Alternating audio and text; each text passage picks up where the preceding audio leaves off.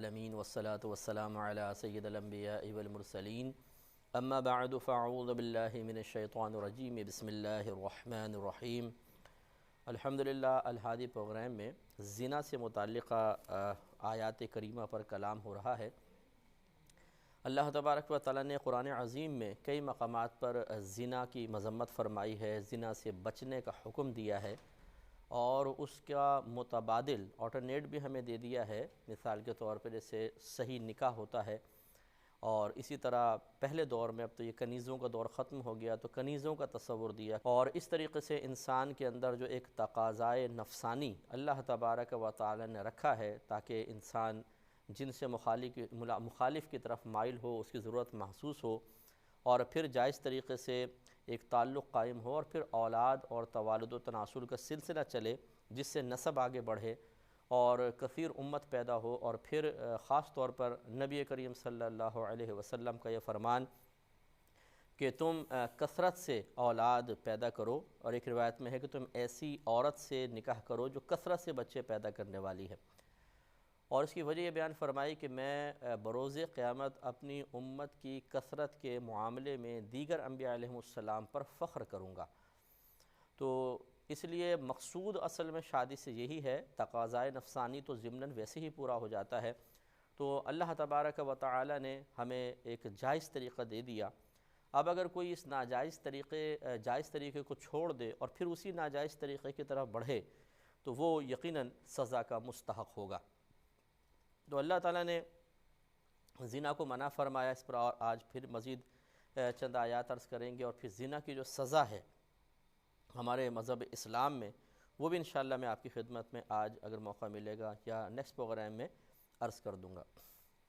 ابھی جو ہمارا موضوع چل رہا تھا وہ یہ تھا کہ زنا بعض اوقات انسان ایک اجنبی عورت کے ساتھ کرتا ہے، اور بسا اوقات ایسا بھی ہو جاتا ہے، اللہ تعالیٰ معاف فرمائے، کہ جو محارم ہیں ان کے ساتھ بھی انسان غلط میلان محسوس کر لیتا ہے، یا اس کے اندر یہ تحریک پیدا کر دی جاتی ہے، جیسے کہ آج کل نیٹ پر بڑی خطرناک صورتحال ہے۔ اسکول، کالج، یونیورسٹیز وغیرہ میں ایسے جراثیم زدہ مطلب انسان موجود ہیں جنہوں نے کہیں سے اس طرح کے جرثومے اٹھا لیے ہیں، ان کے ذہن میں ایک گندگی کا وائرس آ جاتا ہے، اور یہ اتنا خطرناک وائرس ہوتا ہے کہ پھر یہ اس ذہن کے اندر، اس قلب میں محفوظ نہیں رہتا، یہ دوسروں کے اندر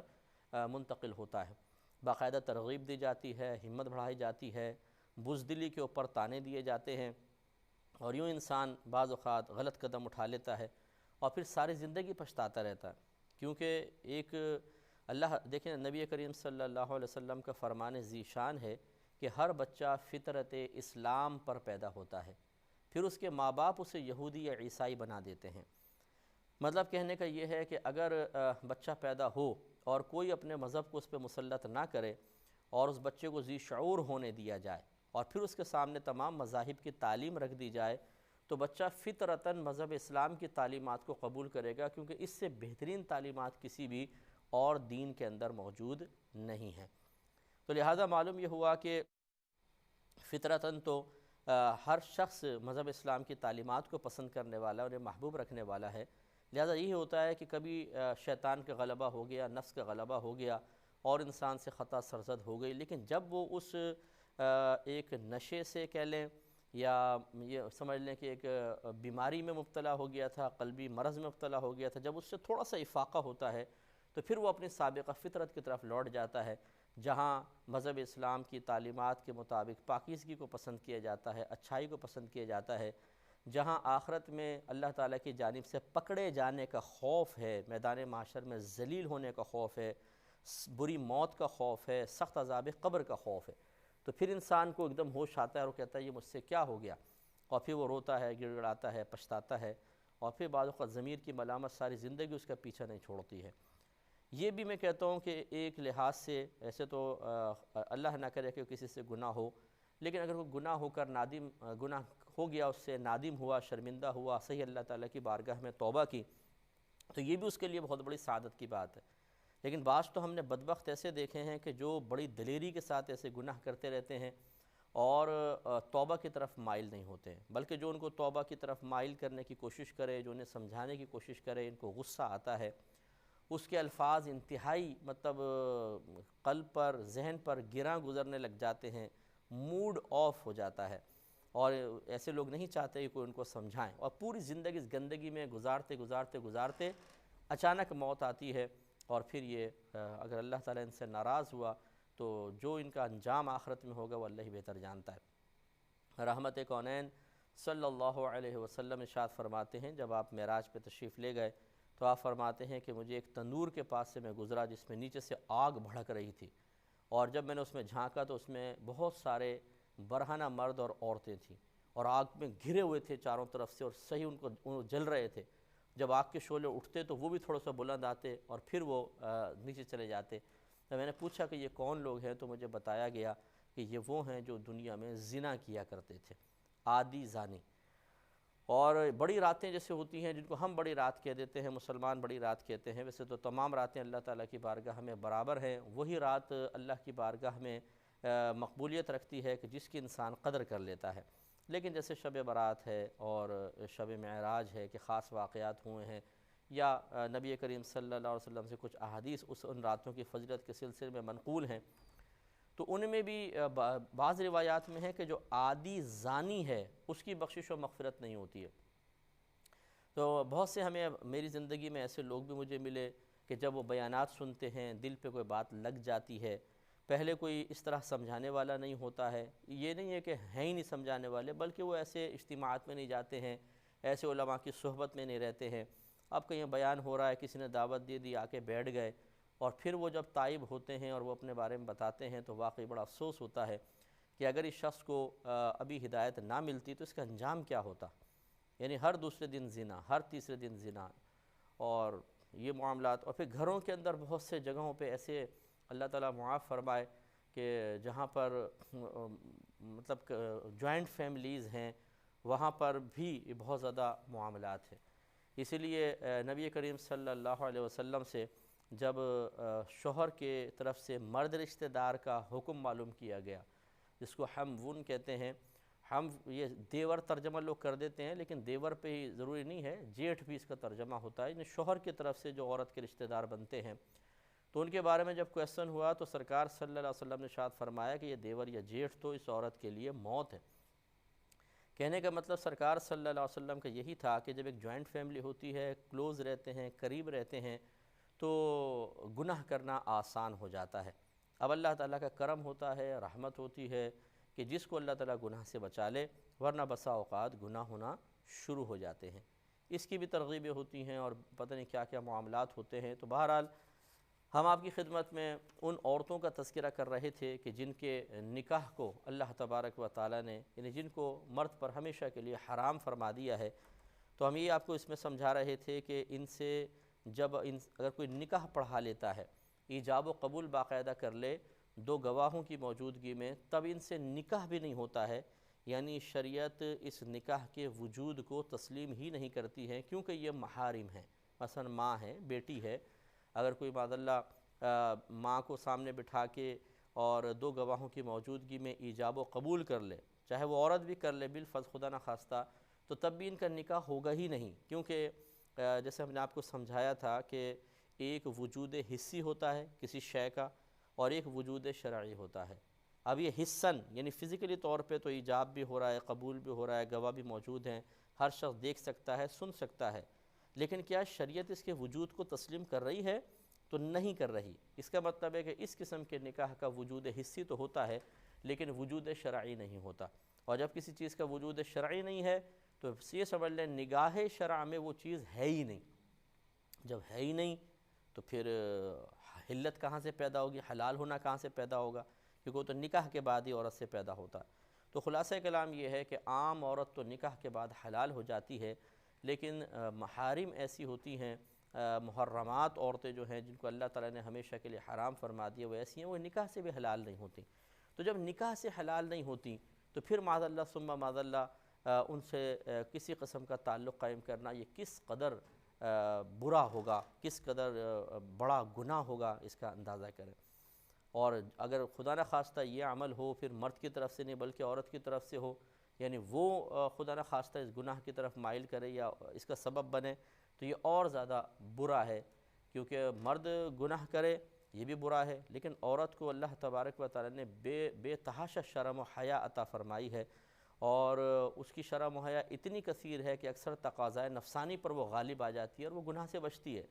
لیکن اگر کوئی عورت اپنی اس اللہ تعالیٰ کی عطا کردہ نعمت یعنی شرم و حیا کو خود فنا کر دے اور خود گمراہی کی طرف اور گناہوں کی طرف آ جائے تو بس پھر تو اس کی بدبختی ہی ہے۔ تو اس لیے ہم نے آپ کی خدمت میں عرض کیا تھا، میں اس کے آیات پوری دوبارہ نہیں پڑھوں گا، سورہ نساء کی آیت نمبر 22 سے اس کا آغاز ہوا تھا۔ چند عورتوں سے نکاح ہمیشہ کے لیے اللہ تبارک و تعالی نے منع فرمایا۔ ایک تو وہ جن سے ہمارے باپ دادا نے نکاح کر لیا ہو، چاہے رخصتی ہوئی ہو یا نہ ہوئی ہو، لہٰذا اپنی سگی والدہ تو ہیں لیکن اگر والد صاحب نے کسی عورت سے ایجاب و قبول کیا وہ بھی ہماری ایک طرح سے والدہ بن گئی، والد صاحب کی منکوحہ ہے اور ان سے کبھی بھی نکاح نہیں ہو سکتا ہے۔ اسی طرح سگی مائیں، بیٹیاں، بہنیں، پھوپھیاں، خالائیں، بھتیجیاں، بھانجیاں اور رضاعی والدہ جنہوں نے 2.5 سال کی مدت کے اندر اندر ہمیں دودھ پلا دیا ہو وہ ہماری رضاعی والدہ بن جاتی ہے اور اس سے بھی نکاح حرام ہو جاتا ہے۔ اسی طریقے سے ساس و امہات نسائکم، ساس سے بھی نکاح منع ہے۔ اسی طرح اگر کسی عورت سے نکاح کیا ہے اور اس کی کوئی دوسرے شوہر سے بیٹی تھی تو اس میں نے آپ کو 2 صورتیں بتائی تھیں کہ اگر اس عورت سے نکاح ہوا ہے لیکن ابھی رخصتی نہیں ہوئی اور طلاق دے دی تو اس کی بیٹی سے نکاح بعد میں ہو سکتا ہے،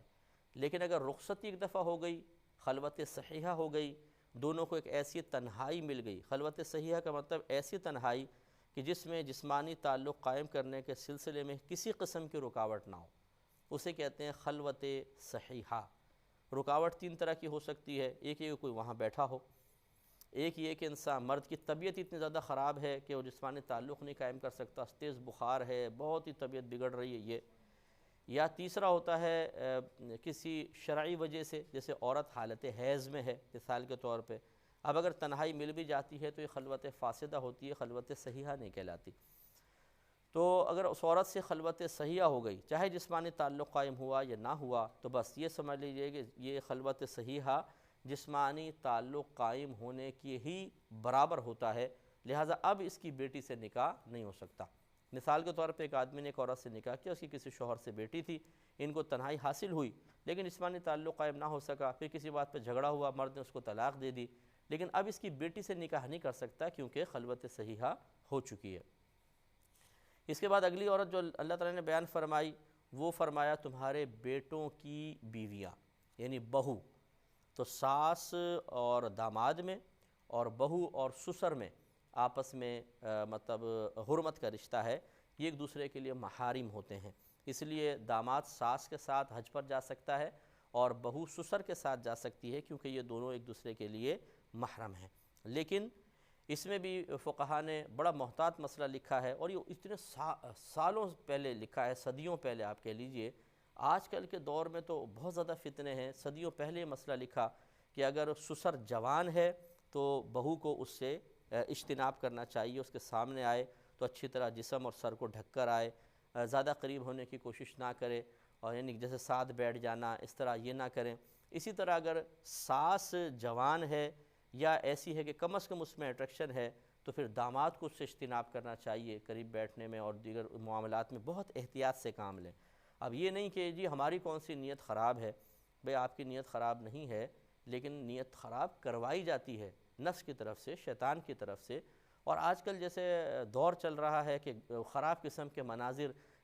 گھروں کے اندر دیکھنا بڑے عام ہو گئے ہیں تو اس سے کچھ نہ کچھ اثرات ذہن قبول کر لیتا ہے، اور پھر اگر خدا نہ خواستہ کوئی خراب صحبت بھی ہو، پھر وہی ایسے الٹی سیدھی چیزیں کہیں پڑھ لیں، کہیں سے دیکھ لیں تو پھر شیطان کے لیے کام کرنا آگے آسان ہو جاتا ہے اور اس طرح فتنہ فساد پیدا ہو جاتا ہے۔ اور اس قسم کے مسائل سینکڑوں ہمارے پاس آئے ہیں، سینکڑوں مسائل، یہ اسی لیے میں آپ کی خدمت میں عرض کر رہا ہوں کہ ایسا نہیں ہے کہ ہم کسی غار کے اندر بیٹھے ہوئے ہیں اور یہ تمام معاملات معلوم نہیں، ہم نے خود کالج یونیورسٹی لائف دیکھی ہے، اس کے بعد دین کی طرف ہمارا میلان ہوا، ان تمام باتوں کو ہم نے اپنی نگاہوں کے سامنے دیکھا ہے، ان حالات کو، ان معاملات کو، اس لیے میں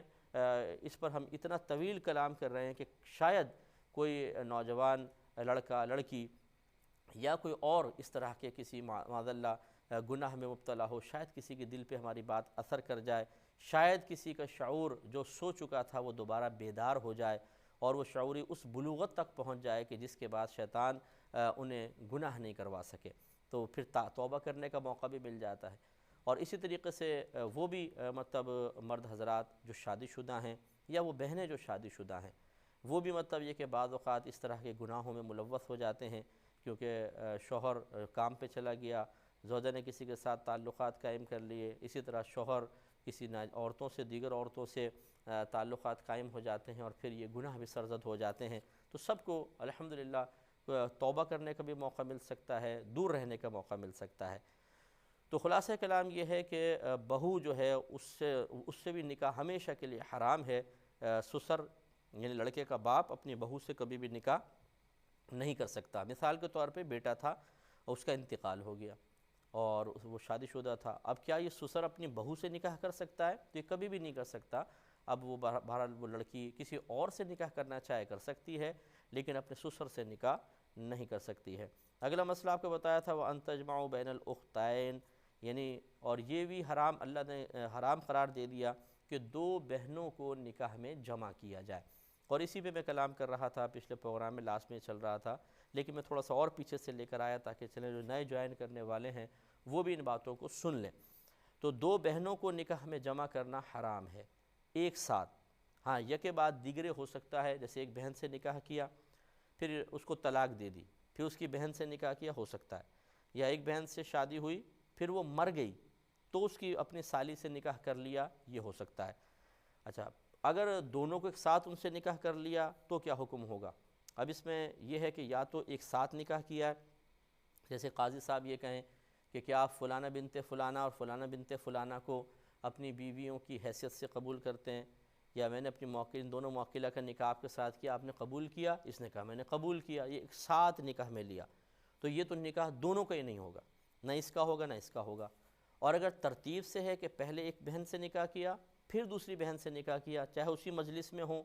چاہے علیحدہ علیحدہ موقعوں پر ہوں، تو پہلا نکاح تو ٹھیک ہے لیکن دوسرا نکاح ہوگا ہی نہیں، وہ سمجھ لیں باطل۔ تو یہ ترتیب بھی ذہن میں رکھیں۔ تو ایسا بھی ہمیں کیس ملے ہیں کہ دو بہنوں کو ایک ساتھ نکاح میں رکھا ہوا اور ایک گھر میں رکھا ہوا ہے۔ اللہ تعالیٰ ان کو سمجھنے کی توفیق عطا فرمائے، آمین۔ وآخر دعوانا ان الحمد للہ رب